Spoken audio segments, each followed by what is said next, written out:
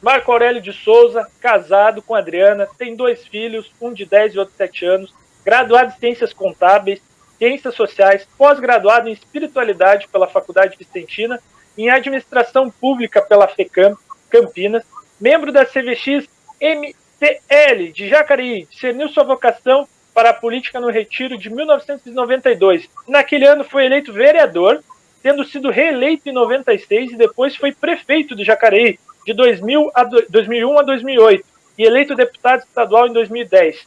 De 2015 a 2016, exerceu a função de secretário de Habitação na Prefeitura de São Paulo, da Prefeitura de São José dos Campos, e hoje é prestador de serviços no Centro Ecumênico de Serviços de Evangelização e Educação Popular. Sejam bem-vindos. No 1383 do Concílio Vaticano, diz o seguinte: os católicos versados em política e devidamente firmes na fé e na doutrina cristã não recusem cargos públicos. Olha, muito claro. Se puderem, por uma digna administração, prover o bem comum e, ao mesmo tempo, abrir caminho para o Evangelho. Depois nós vemos o documento de Puebla, que vem no 514. A fé cristã não despreza a atividade política. Pelo contrário, a valoriza e a tem em alta estima. E é importante porque, às vezes, as pessoas, no meio cristão, quando vê alguém entrar na política, fica com o olho torto e tal, e não, pelo contrário, é para valorizar e a ter em alta estima. E ainda no documento de Puebla, 524, diz: a política partidarista é o campo próprio dos leigos.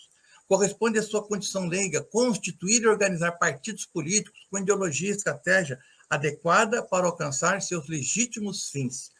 E aí, no documento da CNBB, documento 105, agora mais recente, 2016, traz no 258.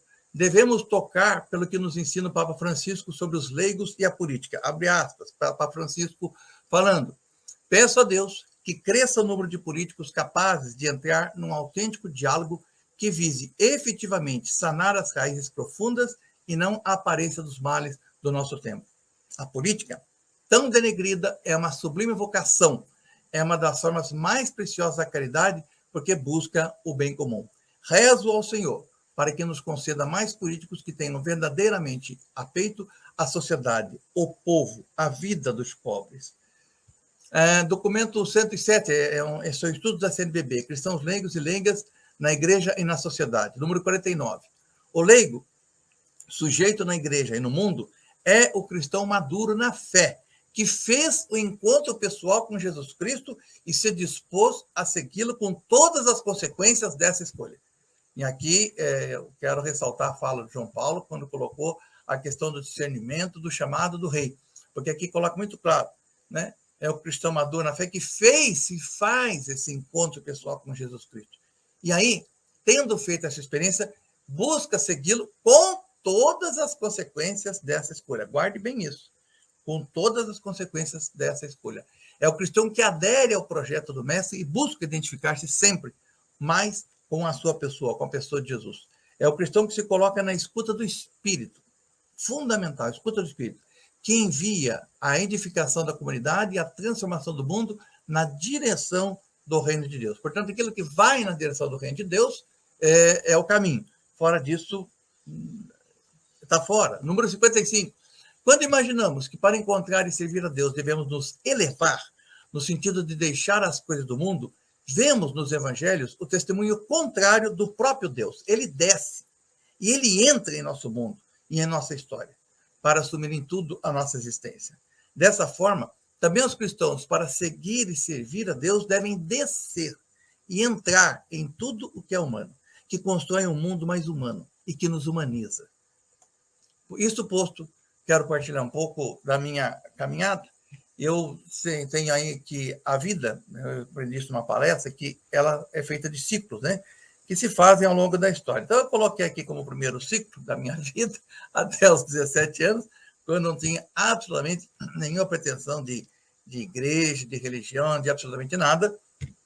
E até que nesse ano, então, eu faço uma experiência na Semana Santa, e aí eu começo, então, a participar da comunidade, participar da igreja, e então começa aí esse segundo ciclo, que é uma participação na comunidade do Parque Santo Antônio. Depois, essa participação teve um momento, em 1988, que eu coloquei a expulsão da igreja e a proximidade com os jesuítas, né? teve vários problemas, eu não vou aqui relatá-los por causa da questão do tempo, mas problemas de fofoca, problemas de disputa de poder, e a gente foi expulso pelo bispo, e isso nos levou a conhecer os jesuítas, né? Mais o Padre Herreiros. Eu lembro do Padre Herreiros, uma vez na reunião, quando ele viu aquele grupo de tanta gente, né? Ele falou assim, nossa, que bom que vocês foram expulsos, agora tem bastante gente para trabalhar aqui nos retiros. E o Padre Herreiros, o Padre Sefrim começaram a fazer retiros aqui em Jacarim, e a gente fazendo, então, na linha da espiritualidade nanciana, e a gente foi, então, conhecendo melhor essa linha da espiritualidade iniciada. Agora, quando chega em 91, final de 91 e 92, alguns padres, né, aqui da nossa cidade começam a pensar em lançar um candidato da igreja, da comunidade, para as eleições de 92, e o meu nome estava entre alguns outros. E eu pensei, meu Deus do céu, o que eu faço da vida, né? E aí, eu pensei, bom, eu vou fazer o seguinte, não vou decidir nada, eu vou para um retiro de carnaval com o padre Rigolin, e ali eu vejo se ia ser chamado, se não é um chamado, se é um oba-oba, o que é, né? Eu, na verdade, achei aquilo ali meio esquisito para mim. E nesse retiro de 1992, o padre tem dois momentos muito interessantes. Eu era funcionário do Banco do Brasil e dois momentos muito interessantes de moção durante o retiro. Uma é quando me veio uma moção muito clara, é o seguinte, escuta, você não queria ser pago pelo bem para fazer um sistema? Você não queria ser pago para você ter sua vida dedicada para buscar fazer o bem? Por que eu falo fazer o bem? Porque, claro, se você trabalha numa organização como o Banco do Brasil, que era onde eu trabalhava, o máximo que eu podia fazer era atender bem os clientes, fazer direitinho as coisas, mas no campo da política você tem um universo muito maior. Isso me soou bem nos meus ouvidos e no meu coração. Depois, num outro momento, veio assim uma segunda emoção que diz o seguinte, olha, você não queria ser pago pelo sistema para combater o sistema? Como é que é o negócio? Ser pago pelo sistema para combater o sistema? Isso daí, para mim, eu estou gostando dessa conversa aí. Aí fui para a missa, né? Para a missa final, e a missa era aquele evangelho que Jesus fala para Pedro, tu me amas? Pergunta 3 vezes para Pedro, e Pedro responde 3 vezes, todo mundo conhece esse trecho, e o padre Rigolin, que não sabia que eu estava lá para fazer nenhum discernimento político, ele, na homilia dele, disse o seguinte, olha, vocês que estão terminando esse retiro, vocês também são perguntados 3 vezes por Jesus se vocês querem segui-lo. No primeiro momento, no primeiro grau, você pode responder a ele que você vai sair desse retiro para fazer o bem. Que bom, é uma boa. Mas Jesus pode perguntar para você num segundo grau, um grau mais profundo, e você pode responder para ele também num grau mais profundo, dizendo a ele, sim, eu vou sair daqui, vou me unir com outros grupos, associações, para que a gente possa fazer o bem para a sociedade. Mas você pode ser também perguntado no terceiro nível mais profundo, e você pode responder isso no nível mais profundo. E você pode dizer para ele, eu vou sair daqui desse retiro para mudar as estruturas e fazer mais justiça social. Quando ele falou isso, quase que eu levanto na missa e falo, essa homilia, para mim, está respondido, né? Não tem, está claro, né? E aí eu fui candidato a vereador em 92 e fui eleito, né? E daí começa o trabalho de vereador, e foi um trabalho que eu era oposição, única oposição, então era um trabalho que eu tinha como meta fazer muito trabalho de conscientização do povo, reuniões e tal, e também fiscalizar o Poder Executivo. Então, a gente vai ver aí, em julho de 94, fiz uma denúncia que mexeu com toda a cidade, que eram sessões extraordinárias que estavam irregulares, e todo mundo recebia por isso. Essa denúncia diminuiu o salário dos vereadores, do prefeito e do vice-prefeito, mas essa denúncia, ela, embora tivesse toda a documentação comprovada, o juiz rejeitou a denúncia, e o juiz hoje está, a última informação que eu tenho é que ele está preso, isso em julho de 94, né? Aí, essa notícia de jornal, né? Cartilha de projeto distribuída na cidade, e comecei a ver o que acontecia na Câmara e jogava para a cidade, não tinha Facebook, não tinha Zap, então eu tinha que fazer panfletos e jogar na cidade, né? E fazia prestações de contas, como mandato de vereador, né? Fizemos a lei da Tribuna do Povo, para o povo poder falar na Câmara Municipal, e aí começa também algumas ações de denúncia de erros da prefeitura, uma fiscalização muito forte da prefeitura, né? Inclusive chegando até a fazer pedido de cassação do prefeito, né? E levando também ações populares, denunciando vários fatos, vários erros, vários crimes, né, da administração pública, né? Essa reportagem, mulheres e crianças cercam carro-pipa no Lagoa Azul. Lagoa Azul é uma comunidade aqui de Jacari pobre e que tinham 3 mulheres que eram fantásticas, para mim profetizas, né? E uma vez o motorista do caminhão-pipa levou água lá, mas não levou água para todo mundo. Então as mulheres me telefonaram, dizendo: Marco, queria que você venha aqui, viesse aqui na comunidade agora. Eu falei: eu vou, por quê? Não, porque nós amarramos o motorista aqui e ele quer fugir. Porque às vezes me chamaram porque estava... porque o motorista queria fugir. Eles amarraram o motorista na árvore porque não ia levar mais água para a comunidade. Aí a polícia chegou lá e eu falei para a polícia: olha, não precisa de polícia aqui, eu preciso de água, né? E aí a prefeitura mandou água para a comunidade. Então era uma comunidade aí, hoje a comunidade está pavimentada, já tem água, tem tudo, né? Aí eu fui candidato à reeleição, fui o mais votado, e começa um outro momento, que é o 2000, quando eu fui eleito prefeito em Jacareí. Claro que quando eu fiz o discernimento em 92, não tinha, claro, essa questão de vereador, prefeito e tal, não. Era só o mandato de vereador e voltar ao Banco do Brasil. Mas fui eleito prefeito na cidade e começamos, então, aí muda, né? Aí você não é mais aquele que denuncia, mas é aquele que deve de fazer a mudança na cidade. E eu coloquei aqui a questão do orçamento participativo, que é uma marca muito forte de mudança na cidade, porque você chama as pessoas para poder conversar a respeito da cidade, para você discutir as questões da cidade. E nós fizemos muitas obras em bairros periféricos, né? E quando você faz obra em bairro periférico, você aumenta o patrimônio do pobre, porque o pobre, às vezes, tem uma casa de 40 mil reais, quando você chega e leva lá a coleta de esgoto, a água encanada, a pavimentação e a iluminação, a casinha dele passa a valer 100, 200, 250 mil reais. Então, você aumenta o patrimônio do pobre, você melhora a qualidade de vida das pessoas da periferia, fazendo aí as obras nas comunidades que mais precisam, né? Tem algumas questões também que marcam muito o nosso mandato de prefeito. Uma delas é a compra de um clube aqui de Jacareí, que era um clube da elite, e nós compramos esse clube, e esse clube ficou para a Secretaria de Educação. Então, todas as crianças podiam, e como pode até hoje, usar a piscina aquecida do clube, né? Imagina, a gente não tinha nem condição de entrar dentro daquele clube, que era só de rico. Aquilo que era um símbolo de um grupo, de uma elite, passou a ser de uso de toda a comunidade. Ali eu vi como a política pode realmente transformar as condições de uma sociedade, né? Mas foi um mandato de prefeitura aqui com muito conflito, que tenha que quebrar muitos interesses que vinham até então, quebramos muito esquema, né? E para poder continuar. E eu queria destacar aqui, em 2004 fui reeleito prefeito, mas eu queria destacar aqui uma das coisas que nem começou no nosso governo, mas depois o meu sucessor continuou, que é um projeto de educação de primeiríssima qualidade. Esse é um prédio da educação, é o Educa Mais. Esse Educa Mais foi projetado por Rui Ohtake, é um prédio totalmente moderno, mais moderno que do Vale do Paraíba. Internamente tem todas as figuras que o Rui Ohtake coloca, de figuras sinuosas, para dar uma ideia de movimento, e aqui tem um espaço para 700 pessoas, para poder ter shows, para poder ter eventos, ou seja, aquilo que era apenas de acesso para alguns, para ser acesso de todos, né?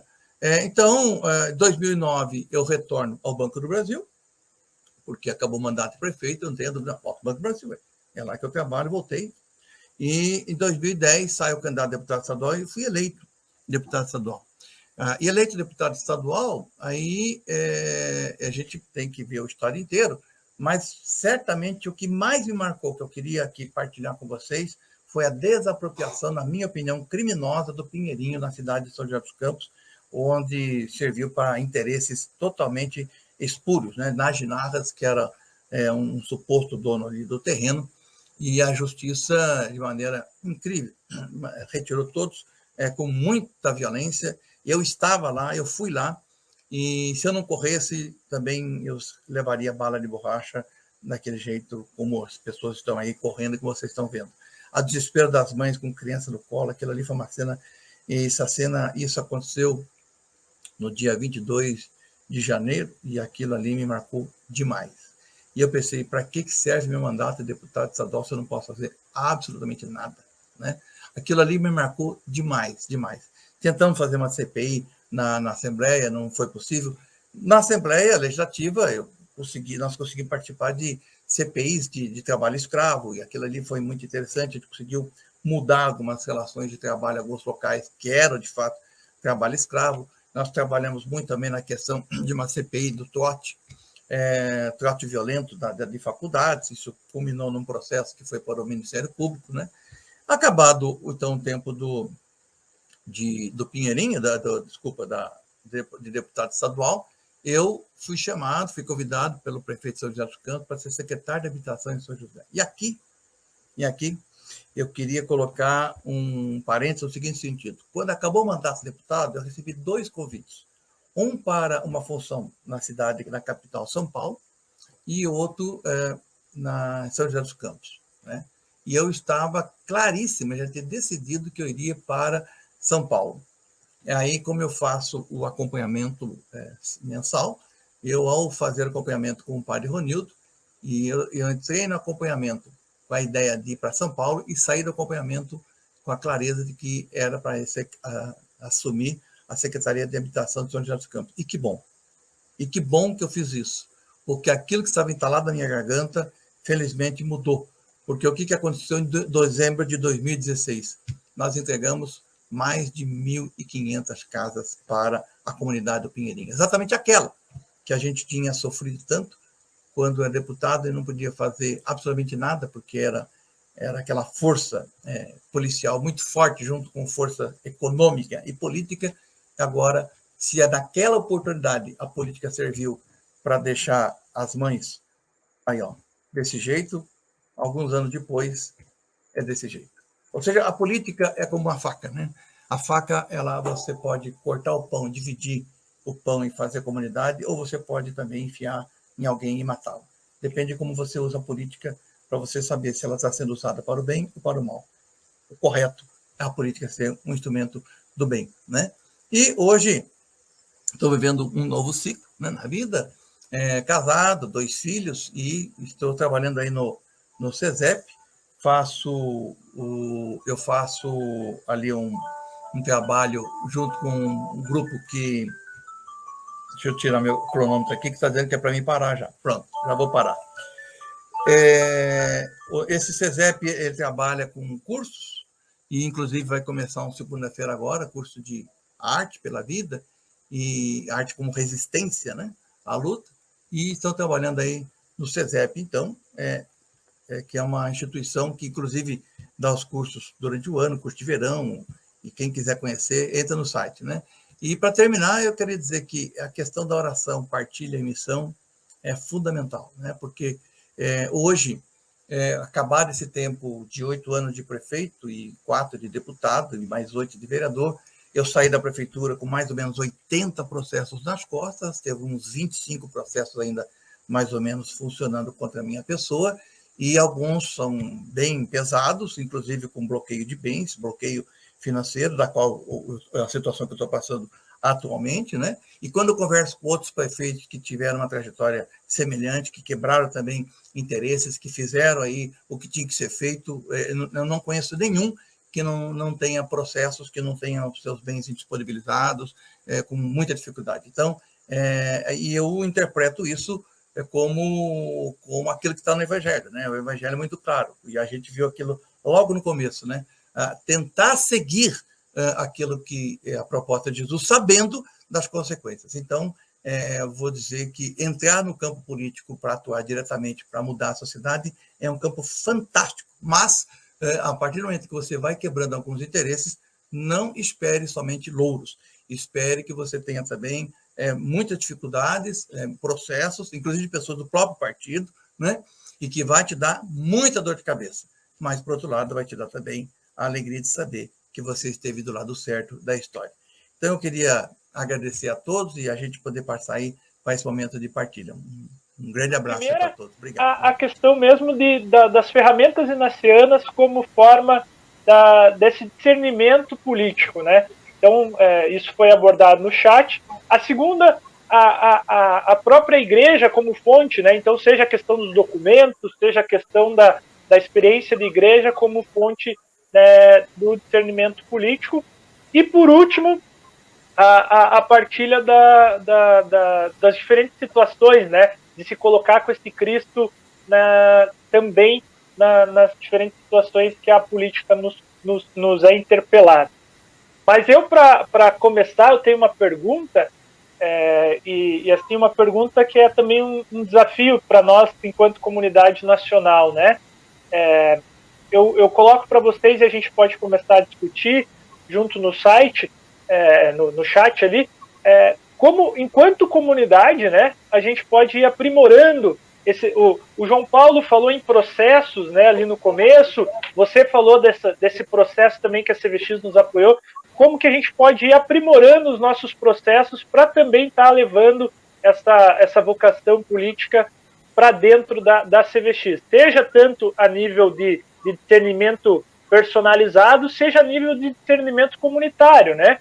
Então, percebo hoje que a gente pode utilizar, por exemplo, né, estamos num processo eleitoral interno da nossa comunidade, né? E que não é só a questão de eleger membros para determinada coordenação, mas também eleger propostas, como o Marco falou ali do orçamento participativo, né? Veja essa similaridade de processos cidadãos também dentro da nossa CVX. O que vocês me dizem disso? Marco, a gente tem duas perguntas ali, não sei se você está acompanhando no chat, uma do André e outra da Josefa, se você quiser. Não, tem da Marli também. Tem da Marli também. Da Marli, isso. Fique à vontade para responder. A Marli coloca o seguinte: como aceitar a perseguição sem se magoar? Então, Marli, eu diria que se alguém aceita a perseguição e não se magoa, cuide, porque acho que já morreu.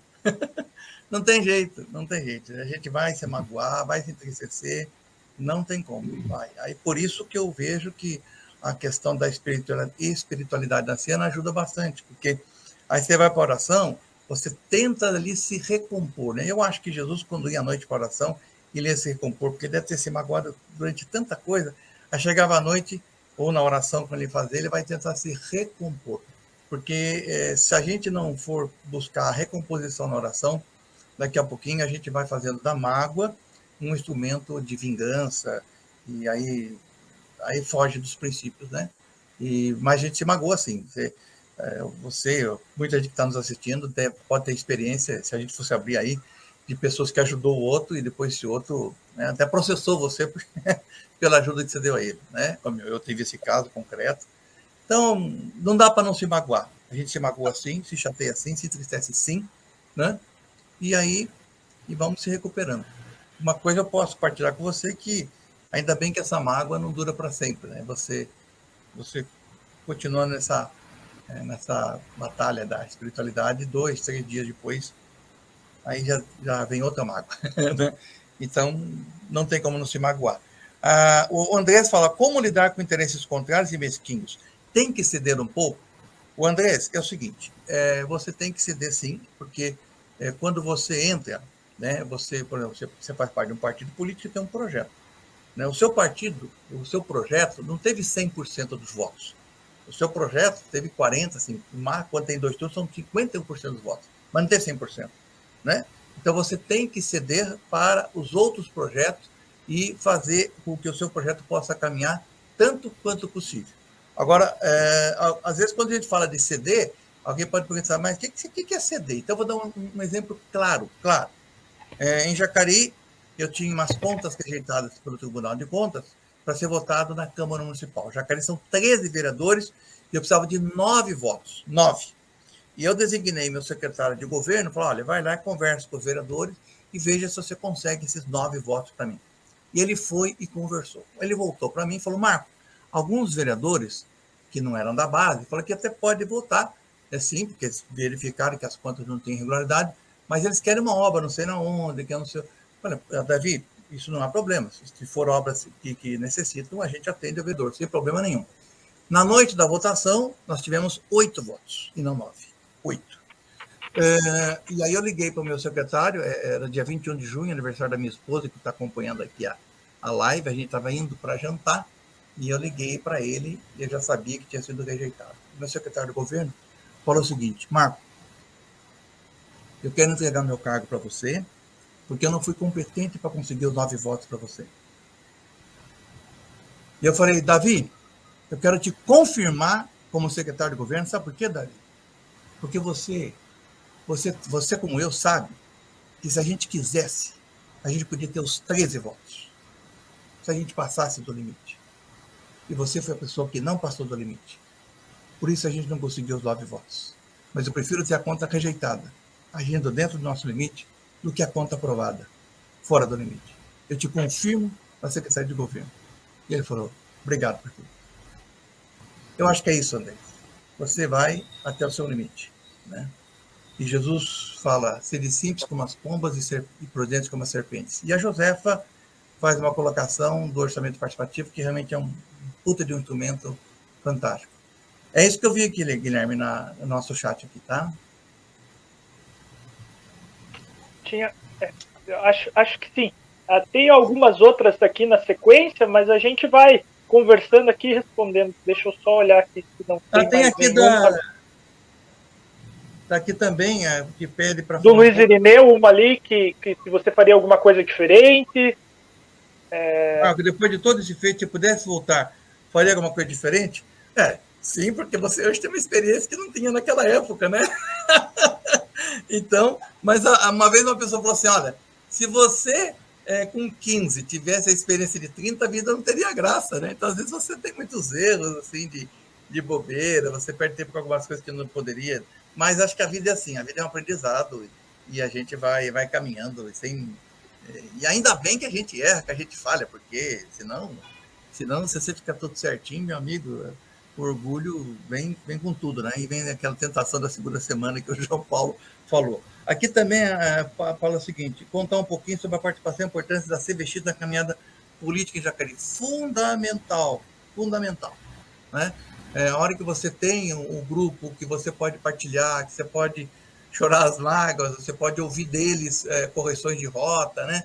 É fundamental. A comunidade CVX, ela esteve não somente no mandato da prefeitura, mas também no mandato de vereador.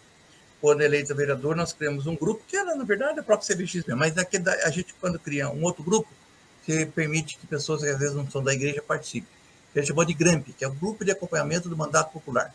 E esse grupo pensava o mandato de vereador mensalmente, e ali a gente corrigia rotas e a gente fazia nossos projetos. Então, é fundamental. Projeto do eu sozinho, olha, desconfio. Não dá. Deixa eu contar um negócio aqui, Guilherme, que pode ser engraçado, né? Uma vez uma pessoa falou assim para mim, o Marcano fica chateado, magoado, porque agora vai ter reeleição de prefeito e tem funcionários comissionados seu que não está com você, que não está fazendo campanha para você. Você não fica chateado? Eu falei para essa pessoa assim, a Neuza, né? Falei, Neuza, deixa eu falar uma coisa para você. Na prefeitura tem mais ou menos 200 comissionados. Eu sei que tem alguns que às vezes nos traem, falam mal e faz propaganda contra. Mas eu estou melhor que Jesus. Jesus teve 12 comissionados. Um traiu, outro negou e 10 fugiram. Então, vamos lá, vamos agradecer. Exatamente. Bom, eu quero agradecer, né? Agradecer a todos que nos acompanharam, ao Guilherme, agradecer. Olha, ele não apareceu, né? Cadê o Alexandre? Alexandre não falou que não quer, mas eu acho que a gente tem que fazer a campanha. Aparece Alexandre aí. Alexandre vai ter que vir aí dar um oizinho, né? Aê, grande Alexandre. É ele que está por trás aí, né? Ele é o rei do backstage aí. Então, agradecer muito a João Paulo. Outra regra. Agradecer muito a João Paulo por essa partilha tão rica que eu acho que para mim foi muito, muito importante, né? E só queria terminar lembrando uma reflexão que o pastor Henrique, do Rio de Janeiro, me perguntaram para ele o seguinte: escuta, pastor Henrique, você acha que um cristão deve ser candidato, né? Uma pessoa de igreja deve se candidatar, né? E ele falou o seguinte: eu acho que sim, eu acho que deve se candidatar sim, mas não é que se candidatar para fazer do espaço político um espaço de crescimento da sua doutrina religiosa, dos seus dogmas religiosos, da sua igreja, do seu proselitismo.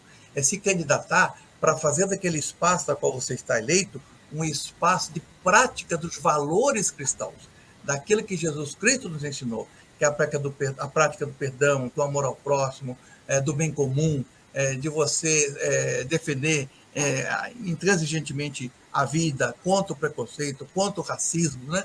Quer dizer, essa é a prática que se espera de alguém que entra que veio por um meio religioso, por uma igreja, e se candidatou e depois está eleito. Essa é a prática de Jesus. E eu achei a resposta dele muito bacana, muito legal, e acho que é por aí, né? E aí termino dizendo o seguinte, que política é vocação, tanto quanto qualquer outra vocação, e todas as vocações são fundamentais para a construção do reino, seja ela qual for. Como João Paulo falou, desde que exercida com começo, meio e fim, visando o reino de Deus, são profissões das quais merece todo o nosso aplauso e que o mundo precisa tanto, sobretudo nos dias de hoje. Um abraço para todos, muito obrigado, bom final de semana.